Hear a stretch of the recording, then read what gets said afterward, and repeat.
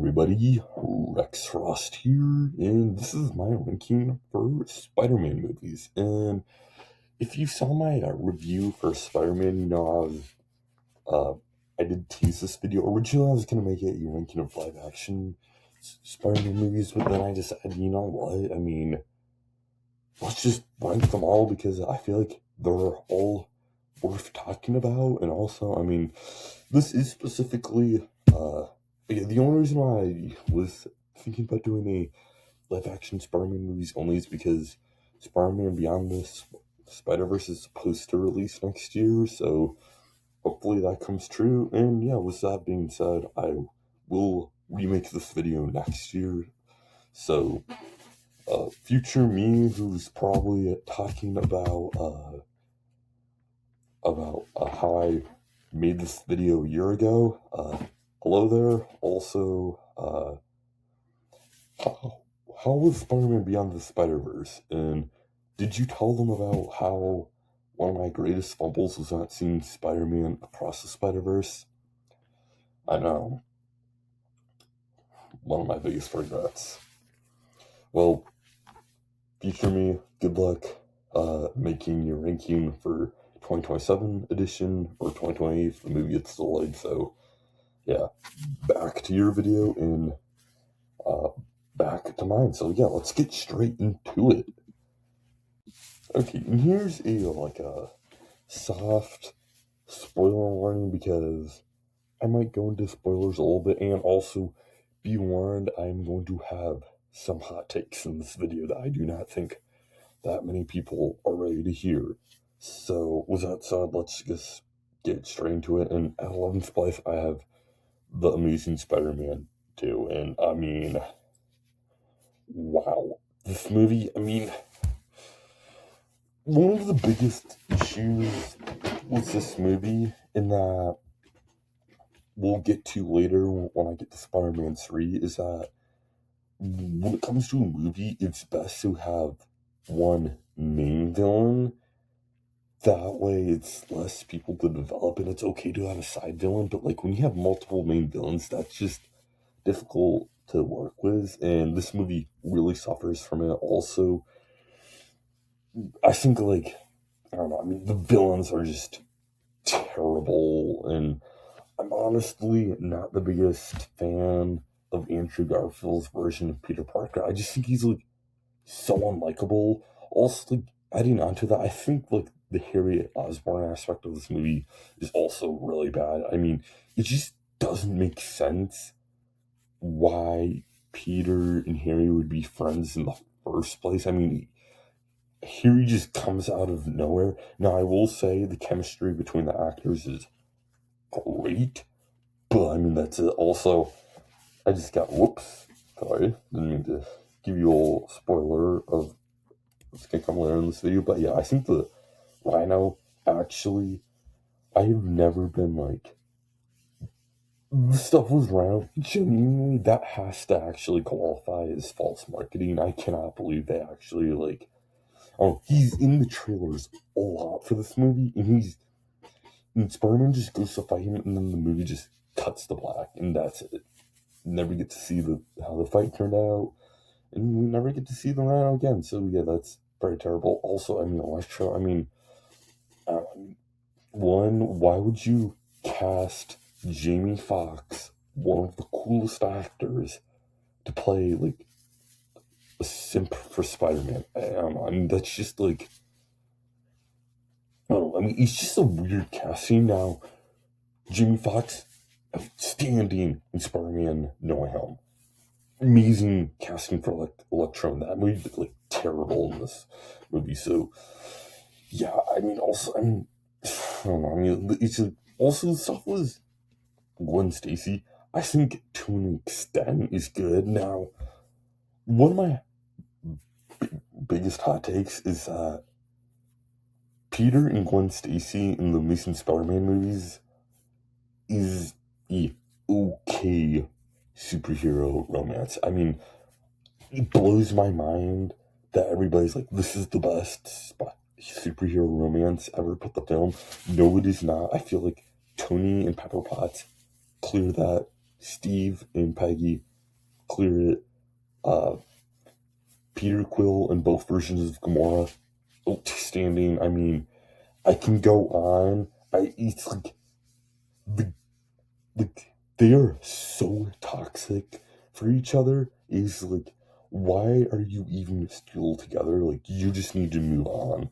Is like, yeah. And then also you got like Spider-Man being like, weird about it and just like spying on her. That's just like, come on. Also, I mean, yeah. Now I feel like the reason why people do plays the romance is because this is one of the very few superhero movies that like actually does something like non-traditional, like actually ice off a character. Also, this movie released in 2014, so it's been out for 12 years. Yeah, Gwen Stacy dies in this movie.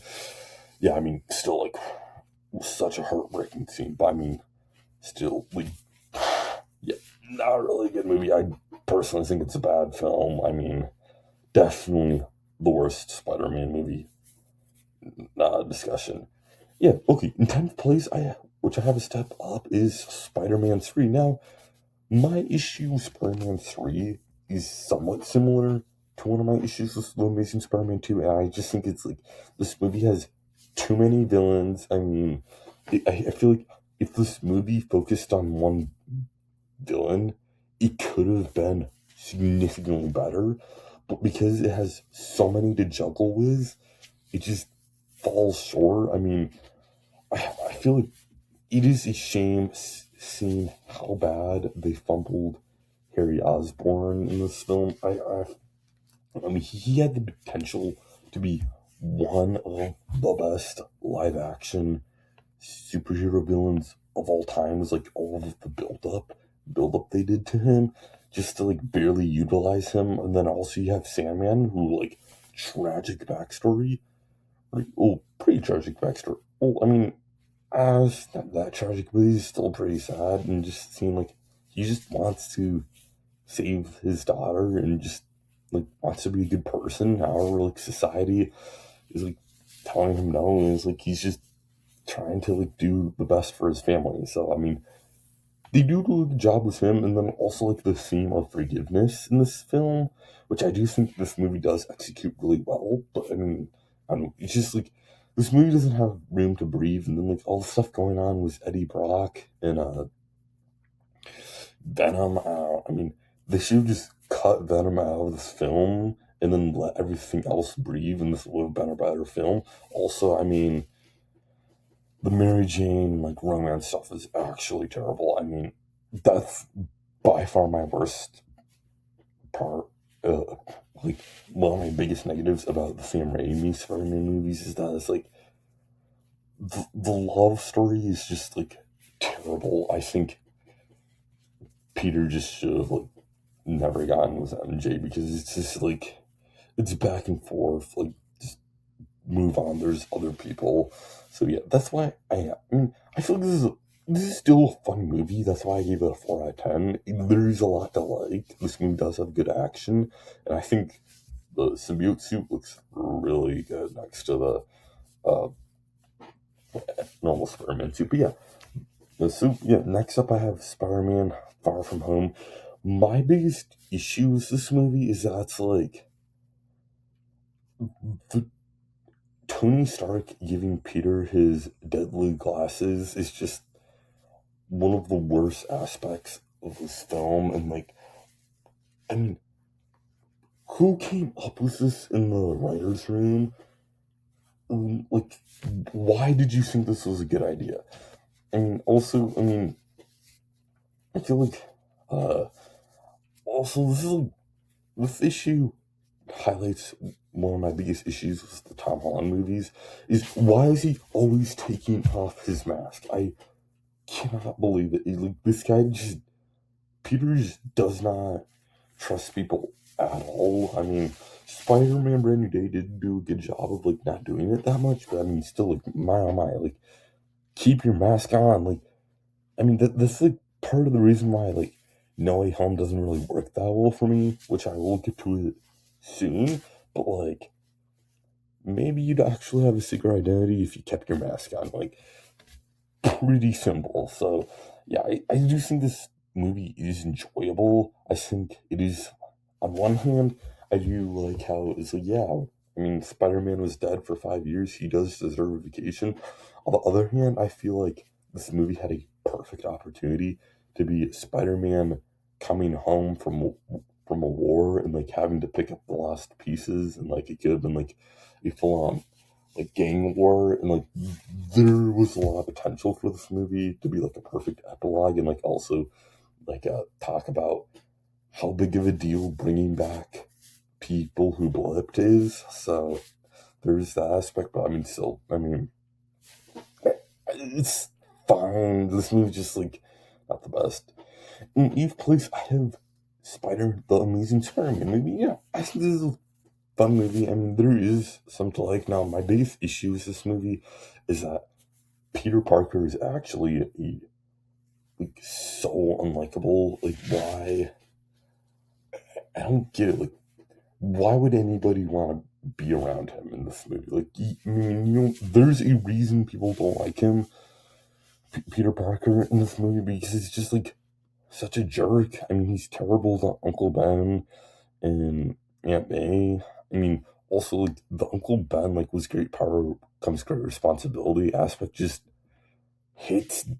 I mean, it doesn't even like hit at all. It's just like not good, because it's like it's not even like Peter's fault at all that like that happened either. So I mean, also I feel like this movie and the Amazing Spider-Man 1 and 2 are just like edgy for no reason. Sometimes it's like these movies scream that they were made in the early 2010s. It is like, oh, like please don't remind me of that. Or, like, come on.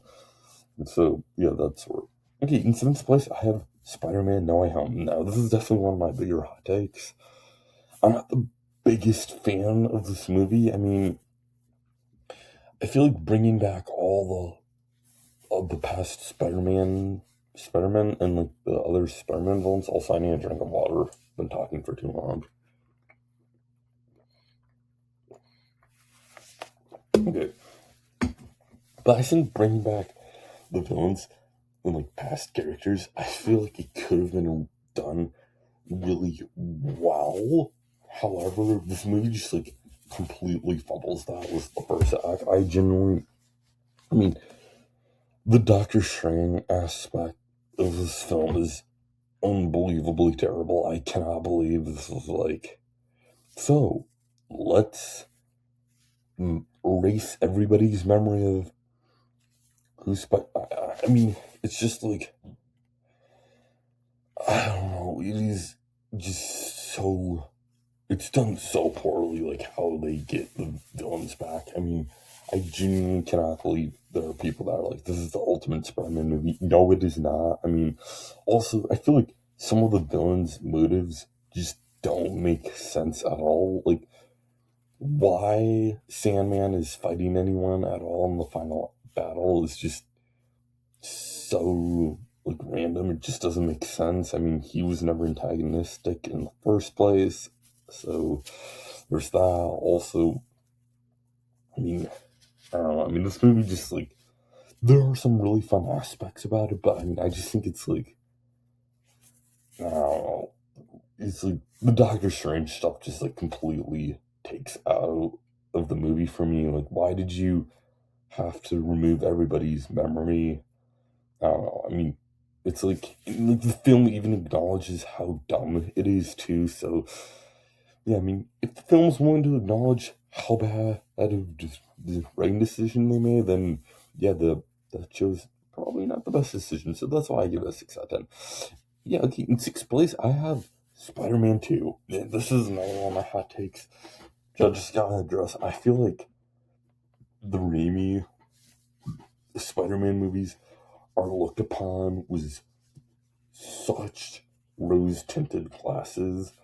I like, cannot. It blows my mind like how much glaze these movies get. I think they're all good movies. Just like the best super like the same. I mean, I feel like when people say like this is the best superhero movie of all time, I disagree. Now I do like how it's talking about like Spider-Man being stressed out for like because he's having so much responsibility put on him that he just wants to stop, make his Peter Parker life much better. I think that's a really well done aspect about it, but I think that like also the romance in this movie is actually terrible. I mean, who writes this stuff?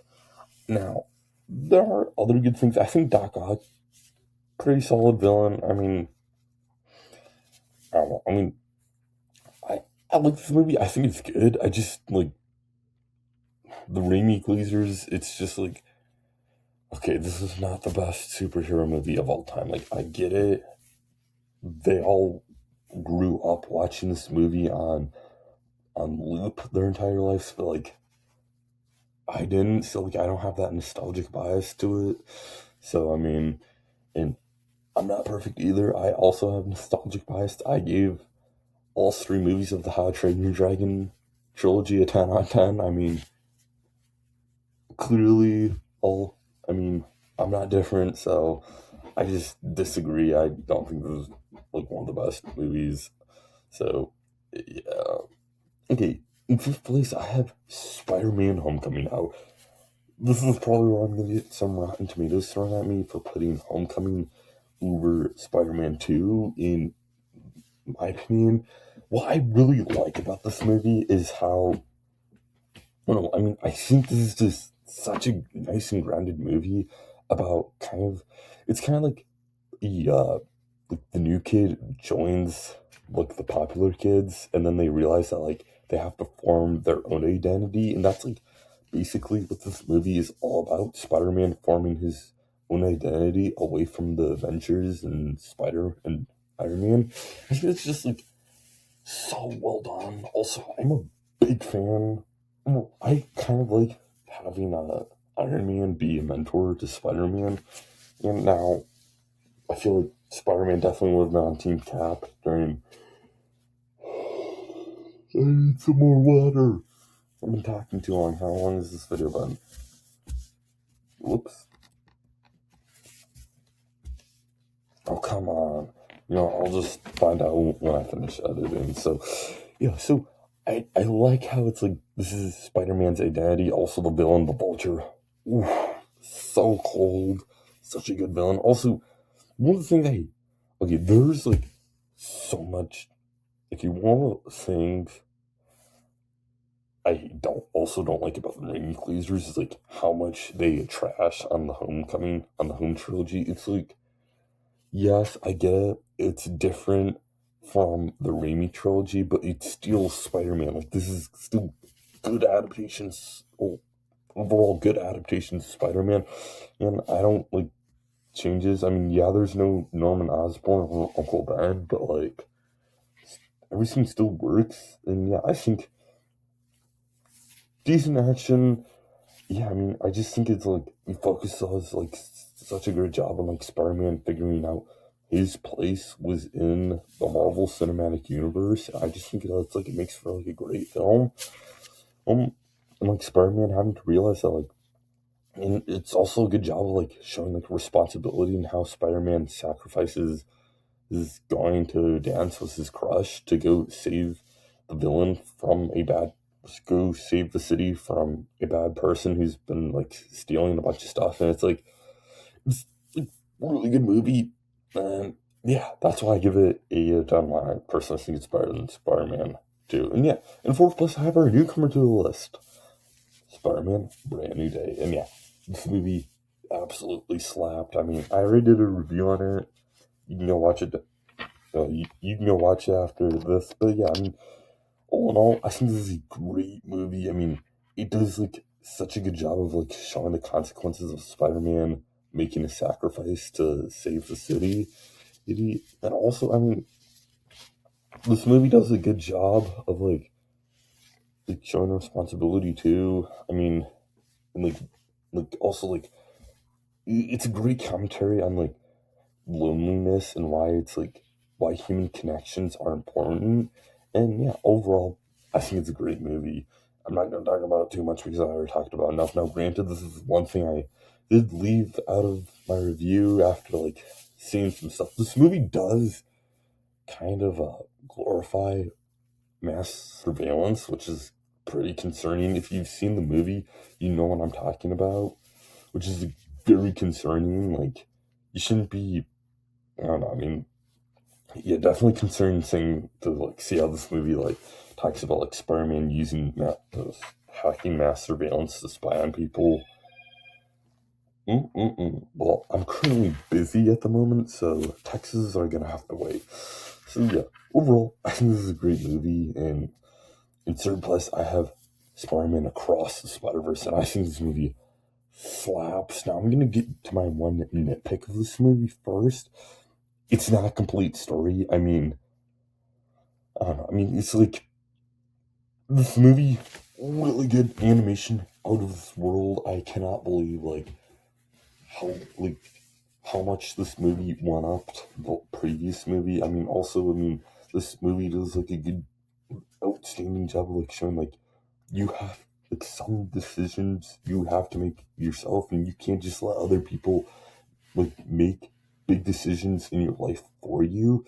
And it's like about like taking responsibility. This movie's about taking responsibility for yourself rather than other people taking it for you. And I think that's like what makes it such a good movie. And I cannot wait for Spider-Man Beyond the Spider-Verse. And yeah, in second place, I have Spider-Man 1.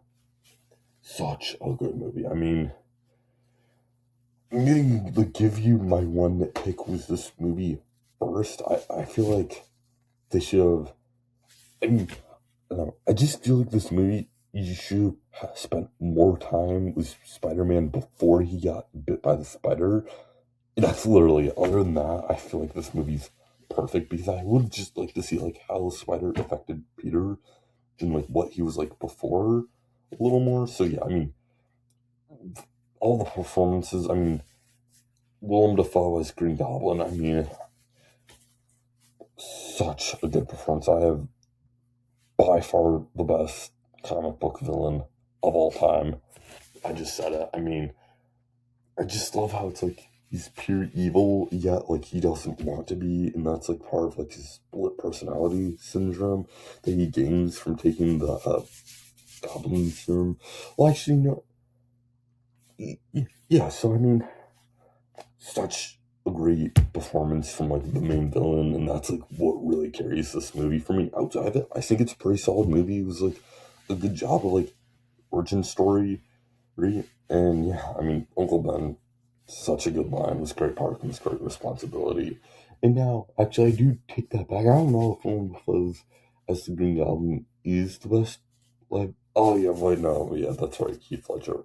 I don't know. I mean, Heath Ledger and Green Goblin. I mean, those two are neck and neck with each other, and such good performances. But yeah, in first place, I have Spider-Man Into the Spider-Verse. I mean, this movie just slaps on so many levels. I mean, the animation is unbelievable. I mean, the story is perfect. I literally have no criticisms for this movie. I mean, I just love how it's like this movie is like choosing your own path and was witnessing how Miles becomes his own Spider-Man. Like how he has other Spider-Man that teach him how to become Spider-Man their way rather than his way. Oh, also, I guess I never ranked uh oh, I forgot I just realized I forgot to rank Spider Noir on this list. Well, actually, I put Spider Noir like in between Spider-Man No Way Home and Spider-Man 2, or above Spider-Man 2. I mean, around sixth place. So there you know. But yeah, I mean, Spider-Man Into Spider-Verse, my favorite Spider-Man movie. I mean, I know I already glazed the animation, but it's like it's just stunning. I mean, this movie just feels so alive. I mean, with the music and just like this movie has so much personality, and I cannot wait to see how Spider-Man Beyond the Spider-Verse turns out because honestly, in terms of most anticipated movies of 2027, it's neck and neck with Sonic the Hedgehog 4 Spider-Man Beyond the Spider-Verse, and Man of Tomorrow, and that's it. Those are my top 3 most anticipated movies for next year for now, and yeah, I cannot wait to see what 2027 has for us. So yeah, I mean, but I mean, Spider-Man Into the Spider-Verse, such a good movie, and yeah, this is my ranking of Spider-Man movies. I know I do have some spicy opinions in it, but it's my list. Well, yeah, like Sammy J React says, it's my list, so I can't miss. So, yeah, feel free to tell me your thoughts on or just feel free to tell me your ranking of Spider-Man movies down in the comment section. Overall, I don't think there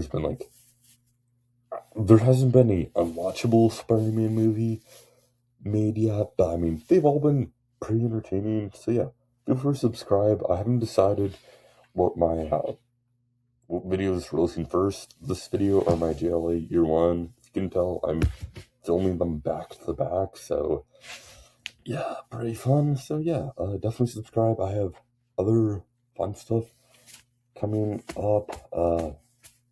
Yeah, I mean, I'm not really sure what I'm gonna do. Like I said in my JLA video, if you've seen that video, if it released already, I will be going on vacation, so I will be taking a break. I don't know, I might make a somewhat of vacation vlog. Maybe, I don't know. I mean, there's a lot of fun stuff that's gonna come to the channel. I mean, yeah, I mean, I'm not even sure, I